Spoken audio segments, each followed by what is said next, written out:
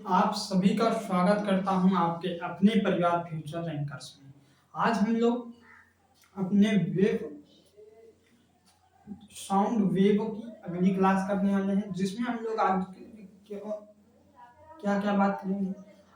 Amplitude की बात करेंगे, फ्रीक्वेंसी की बात करेंगे और इसके बाद टाइम पीरियड की बात करेंगे, यानी आवर्तकाल की। तो अगर आप लोग पिछली क्लास में नहीं देखे हैं तो उस क्लास को जरूर देख लीजिए, वहीं से आपकी नींव जो होगी मजबूत हो जाएगी। और अगर और जो हमारी साउंड चैप्टर की क्लास नहीं देखी हो उन सबको क्लास को देख लीजिए। अगर पूरी प्लेलिस्ट लेना है तो प्लेलिस्ट में जाकर प्लेलिस्ट सेव कर लीजिए, वहां आपको क्लास क्रम वाइज मिल जाएगा। तो चलो हम लोग क्लास को स्टार्ट करता हूँ बिना कोई देरी के। तो आज हमारा एम्पलीट्यूड आयाम होगा। कल की क्लास में हमने वेवलेंथ यानी तरंग दैर्ध्य के बारे में बात किया था। उसके हमने आपको मात्रक नहीं बताया था। हाँ, मात्रक आपको नहीं बताया था। तो यहाँ पर आप लोग इतना जान लीजिए, जो हमारा तरंग दैर्ध्य होता है, क्या होता है, तरंग दैर्ध्य होता है, उसका मात्रक क्या होता है, तो उसका मात्रक हो जाता है, उसका मात्रक यानी यूनिट क्या होता है, यूनिट क्या होता है, तो यूनिट आपको पता होना चाहिए कि मीटर होता है। क्या होता है, मीटर होता है। इसे किससे प्रदर्शित करते हैं, तो इसे लैम्डा लैम्डा से प्रदर्शित करते हैं, प्रदर्शित करते हैं। इतना आपको पता होना चाहिए। यहाँ पर तरंग दैर्ध्य में होता क्या था, यहाँ पर ये होता था जो इस तरह का, जो हमारा नहीं, इसको छोड़ो, ये इस तरह मान लो, यहाँ से यहाँ, यहाँ से यहाँ, इस तरह गया। एक ऊपर वाला कंप्रेशन होता है, फिर कंप्रेशन, फिर कंप्रेशन, और ये क्या होता है, रेयर फ्रैक्शन, रेयर फ्रैक्शन। आप लोग अगर नहीं जानते कि कंप्रेशन क्या है, रेयर फ्रैक्शन क्या है, तो आप लोग प्लीज जाकर पिछली वाली क्लास को जरूर देख लीजिए। दो कंप्रेशन के बीच की दूरी को क्या कहते हैं, लैम्डा कहते हैं। दो कंप्रेशन के बीच की दूरी को लैम्डा कहते हैं। तो यही हमने कल की क्लास में आपको बताया था कि दो संपीड़न, कंप्रेशन को संपीड़न कहते हैं। हाँ, कंप्रेशन को संपीड़न कहते हैं, ये आपको पता होना चाहिए। तो जो हम रेयर फ्रैक्शन कह रहा हूं, रेयर फ्रैक्शन, इसी को विरलन कहते हैं। इसको क्या कहते हैं, विरलन कहते हैं। संपीड़न, कंप्रेशन को संपीड़न कहते हैं और रेयर फ्रैक्शन को विरलन कहते हैं। तो दो संपीड़न और दो विरलन के बीच की, दोनों के बीच की दूरी को क्या कहते हैं, तरंग दैर्ध्य कहते हैं। जितना हम लोग कल की क्लास में चर्चा किया था, आपको रिवीजन हो गया होगा। आपको मात्रक जरूर याद कर लेना कि मात्रक इसका होता है मीटर। अब उसके आगे की क्लास हम लोग आज की क्लास में करेंगे, जिसमें हम लोग आज आपको एम्पलीट्यूड यानी आयाम, टाइम पीरियड और उसके बाद आपको फ्रीक्वेंसी पढ़ाने वाला। तो चलो स्टार्ट करता है।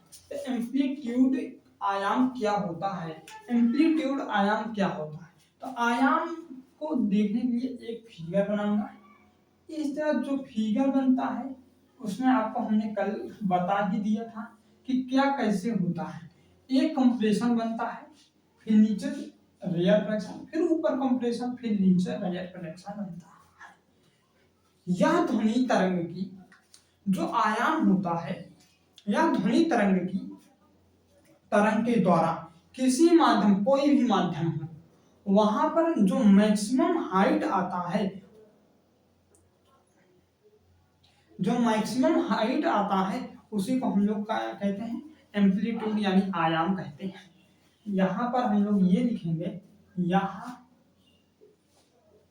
ध्वनि तरंगों, यहां ध्वनि तरंगों के द्वारा, जो हमारी ध्वनि तरंग होती है उसके द्वारा कोई भी माध्यम, कोई भी माध्यम हो वो चलेगा, कोई किसी माध्यम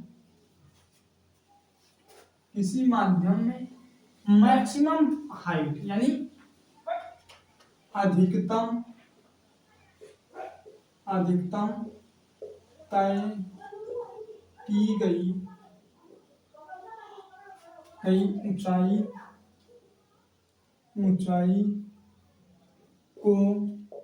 ऊंचाई को क्या कहते हैं? आयाम कहते हैं। आयाम कहते हैं। आयाम कहते हैं। यह ध्वनि तरंग के द्वारा किसी माध्यम में अधिकतम तय की गई ऊंचाई को क्या कहते हैं? आयाम कहते हैं। ऊंचाई होती है, मैंने लिख दी, फिर उसके बाद आयाम कहते हैं। ऊंचाई होती है इसे आयाम कहते हैं। देखिए, यह ध्वनि तरंग के द्वारा किसी भी माध्यम में अधिकतम तय की गई ऊंचाई होती है, इसे आयाम कहते हैं। कोई भी माध्यम में, किसी भी माध्यम में उसकी जो अधिकतम ऊंचाई आएगी उसी को एम्पलीट्यूड कहेंगे। इसका इंग्लिश में होगा it is the maximum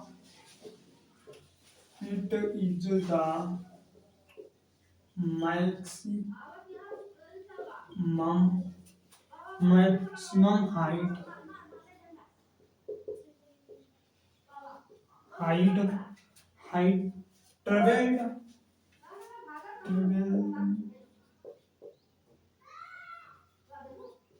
traveled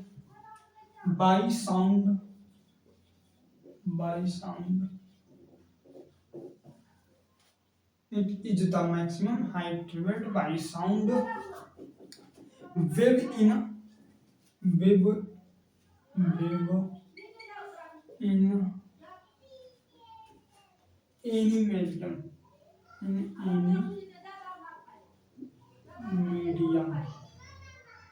any medium is called amplitude.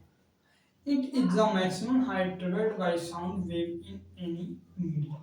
यानी हमारे कहने का मतलब इतना है, यह ध्वनि तरंग के द्वारा किसी माध्यम में अधिकतम तय की गई ऊंचाई होती है, इसे ही आयाम कहते हैं। Is called by amplitude. Okay, फिर उसके बाद इसका यूनिट क्या होता है? यूनिट यानी मात्रक क्या होता है? इसका मात्रक आपको बता दूं, इसका भी मात्रक मीटर हो जाता है। क्या होता है? मीटर हो जाता है। इसे प्रदर्शित किसे करते हैं? इसे डिनोट किसे करते हैं? इसे प्रदर्शित ए से करते हैं। ए से करते हैं। इतना आपको पता हुआ। फिर उसके बाद अगला आ जाता है आवर्तकाल यानी टाइम पीरियड।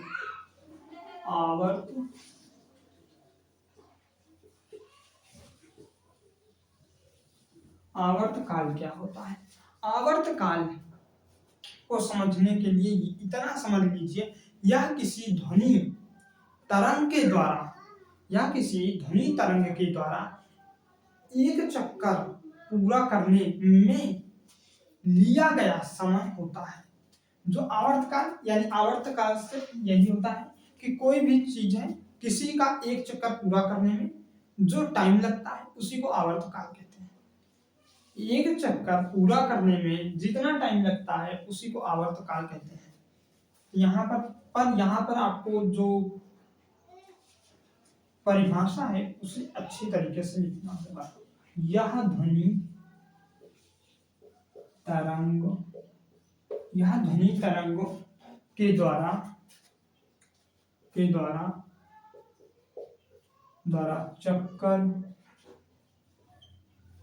चक्कर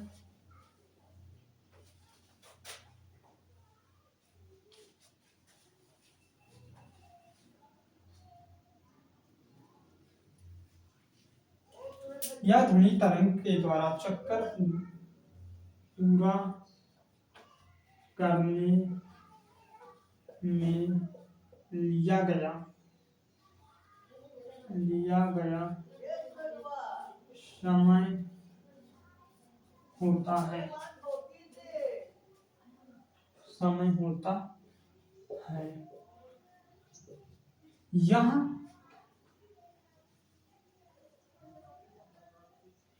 ध्वनि तरंग के द्वारा चक्कर पूरा करने में लिया गया समय होता है, इसी को आवर्तकाल कहते हैं। आवर्तकाल किसे कहते हैं, तो आप लोग साफ साफ इतना ही कहना कि कोई भी एक गोला है, उसका गोले में कोई भी ऑब्जेक्ट हो, कोई भी चीज हो, उसका एक चक्कर पूरा करने में ध्वनि तरंग को जितना समय लगेगा, यहाँ पर वही आपका आवर्तकाल होगा। और आवृत्ति जो होती है उसमें क्या होगा, ध्वनि तरंग के द्वारा समय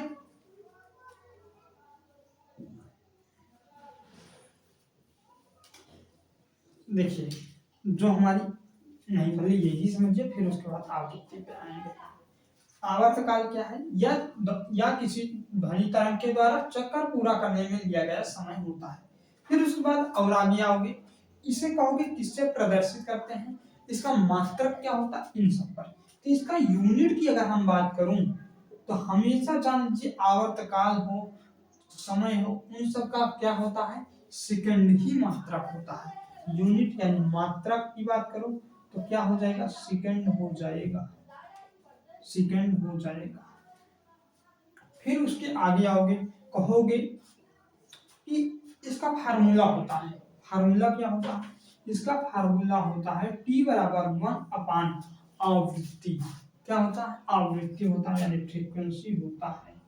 आवृत्ति यानी फ्रीक्वेंसी होता है, T बराबर 1 आवृत्ति होता है। ये अगर आप लोग कहोगे तो ये आवृत्ति और ये आवर्तकाल एक दूसरे के उल्टा होते हैं,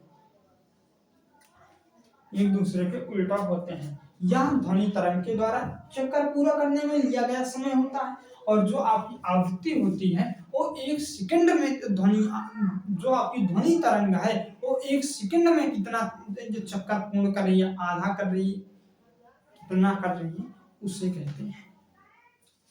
फिर अब इतना हो गया, इसके साथ ले लीजिए। अब हम लोग चलते हैं आगे।